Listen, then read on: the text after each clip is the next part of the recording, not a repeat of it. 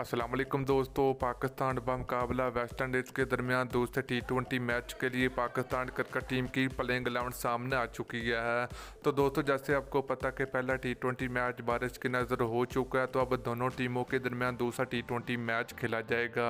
वो दूसरा T20 match शुरू होने में कुछ घंटे बाकी हैं और पाकिस्तान टीम की प्लेइंग 11 सामने आ चुकी है। मुकम्मल तफसील आप लोगों को मिलेगी।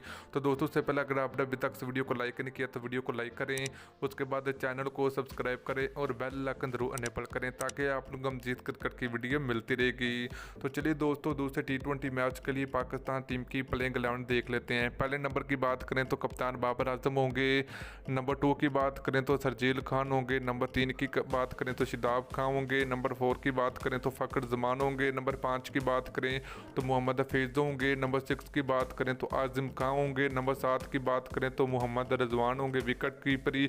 नंबर 8 की दोस्तों बात करें तो हिमाद वसीम होंगे। नंबर 9 की बात करें तो मोहम्मद वसीम जूनियर होंगे। और दोस्तों, इसके अलावा नंबर 10 की बात करें तो हसन अली पाकिस्तान क्रिकेट टीम का हिस्सा होंगे। तो दोस्तों, ये थी पाकिस्तान क्रिकेट टीम की दूसरे T20 मैच के लिए कन्फर्म प्लेइंग 11। तो दोस्तों, उस्मान कादर भी पाकिस्तान क्रिकेट टीम का हिस्सा होंगे।